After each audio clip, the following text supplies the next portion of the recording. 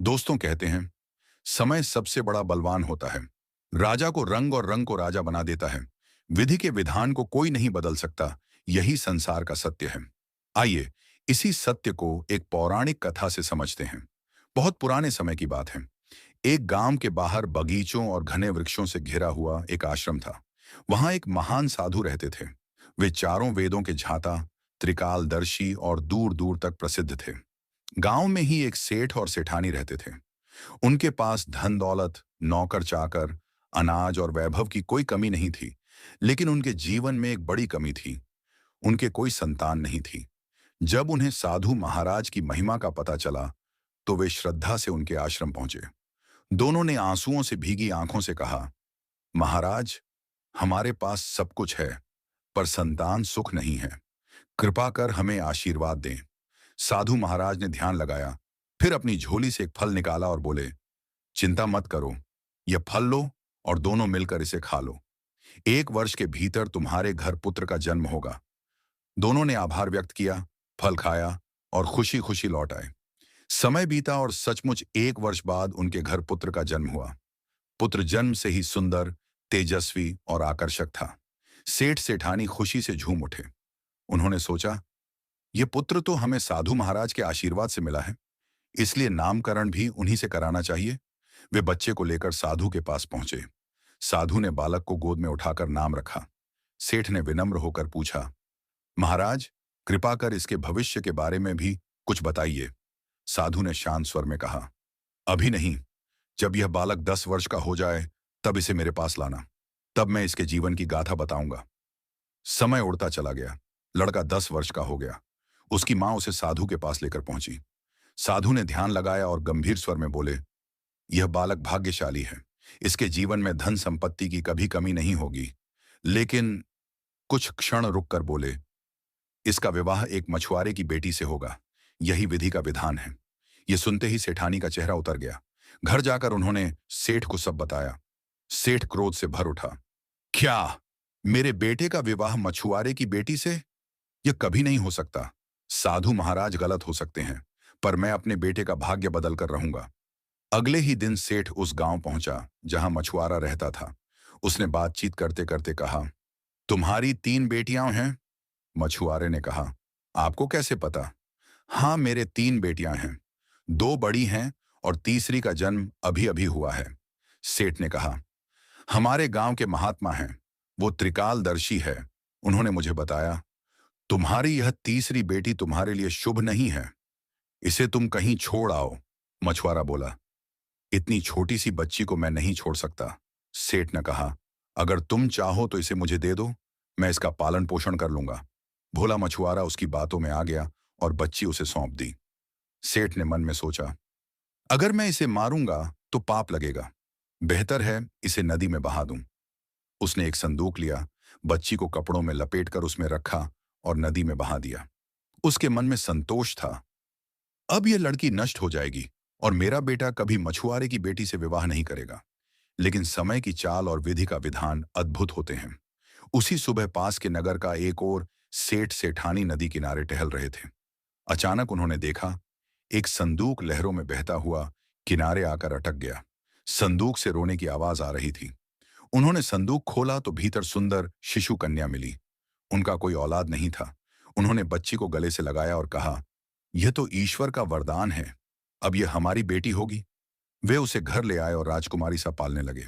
उसका नाम रखा गया कौशल्या। साल बीतते गए। कौशल्या रूपवती, सुशील और संस्कारी बनकर बड़ी हुई। उधर पहले सेठ का बेटा भी विवाह योग्य हुआ। यही भाग्य का खेल था कि रिश्ता कौशल्या के पालक पोषक सेठ के घर से आया। शादी धूमधाम से हो गई। पहले सेठ ने सोचा, देखा, मैंने साधु की भविष्यवाणी गलत साबित कर दी। यह कोई मछुआरे की बेटी नहीं, बल्कि सेठ की बेटी है। शादी के बाद जब नवविवाहित जोड़ा आशीर्वाद लेने साधु के पास पहुंचा, तो साधु मुस्कुराए और बोले, कहाँ था ना सेठ जी, विधि का विधान कोई नहीं बदल सकता। सेठ बोला, मैंने बदल दिया महात्मा जी, ये तो सेठ की बेटी है, आपने गलत कहा था। मेरे बेटे की शादी मछुआरे की बेटी से होगी।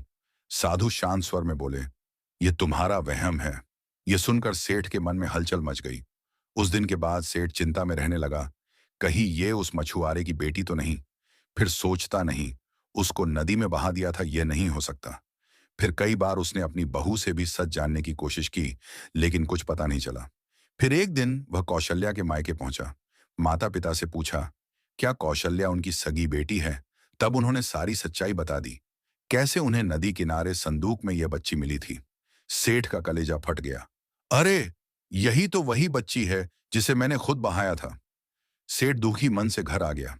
फिर भी सेठ का अहंकार शांत न हुआ। उसने तय किया, मैं इसे घर से निकाल कर ही रहूंगा। फिर वह अपनी बहू को घर से बाहर निकालने की योजना बनाने लगा। जब सेठ का बेटा कुछ दिनों के लिए कोई काम के लिए बाहर गया, तब सेठ ने सोचा, यह अच्छा मौका है।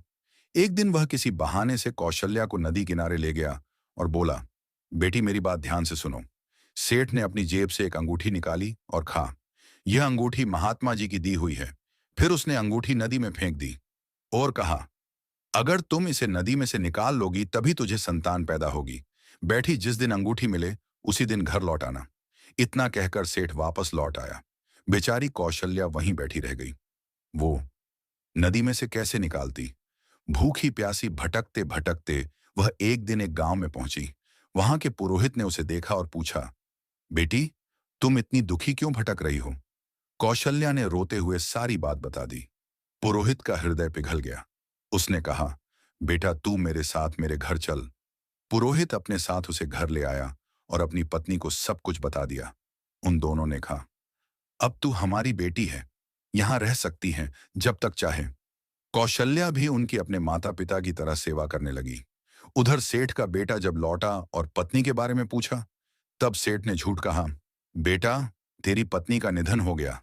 बेटा दुख में डूब गया, रोने लगा। कुछ समय बाद उसी गांव से, जहां कौशल्या पुरोहित के घर रहती थी, सेठ के लड़के के लिए रिश्ते की बात आई।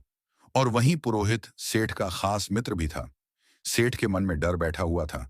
इस बार सेठ ने कहा, पहले मैं लड़की को देखूंगा, फिर रिश्ता करूंगा। एक दिन सेठ अपने बेटे को लेकर लड़की देखने के लिए चल पड़ा। गांव पहुंचकर सेठ ने अपने बेटे को कहा, यहां पर मेरे एक पुराने मित्र रहते हैं, पहले उसके घर चलते हैं, लड़की को फिर देखेंगे। सेठ और लड़का पहले पुरोहित के घर पहुंच गए। पुरोहित ने पहले की तरह ही उनका स्वागत किया। फिर आवाज लगाई, कौशल्या बेटी, पानी लेकर आओ। जैसे ही कौशल्या पानी लेकर बाहर आई, उसने सामने अपने पति और ससुर को देखकर गिलास हाथ से गिर गया। लड़का और सेठ चौंक कर खड़े हो गए। लड़के की आंखें नम हो गईं। कौशल्या, तुम यहां हो? पिताजी, आपने झूठ क्यों कहा कि मेरी पत्नी मर गई? आपने मेरा दूसरा विवाह करने की सोच भी कैसे ली, मेरे पत्नी के जिंदा होते हुए? सेठ शर्म से सिर झुकाकर बोला, बेटा मुझे क्षमा कर दो। मैं विधि का विधान बदलना चाहता था, पर हार गया। तुझे याद है जब तू 10 वर्ष का था, तेरी माँ तुझे महात्मा जी के पास लेकर गई थी। तब महात्मा जी ने कहा था, तेरे बेटे की शादी एक मछुआरे की बेटी से होगी। उस दिन से मैं भाग्य को बदलने में लगा था, लेकिन मैं हार गया। इतनी कोशिश के बाद भी आज भाग्य ने तुम दोनों को मिला दिया। सेठ ने अपने बेटे और बहू से पैरों में गिरकर माफी मांगी। दोनों ने उसे माफ कर दिया। फिर कौशल्या अंदर से एक अंगूठी लेकर आई। कहा, पिताजी ये भी अंगूठी है जो आपने नदी में फेंक दी। एक दिन घर में मछली लेकर आए, उसके पेट में यह अंगूठी निकली। सेठ ने कहा, मैंने सब कुछ झूठ बोला था। फिर अपनी बहू और बेटे को लेकर सेठ गांव आ गया। सब मिलकर फिर उसी महात्मा के पास पहुंचे। सेठ ने आंसुओं से कहा, महात्मा जी मुझे क्षमा करें, मैंने भाग्य को बदलने का अहंकार किया।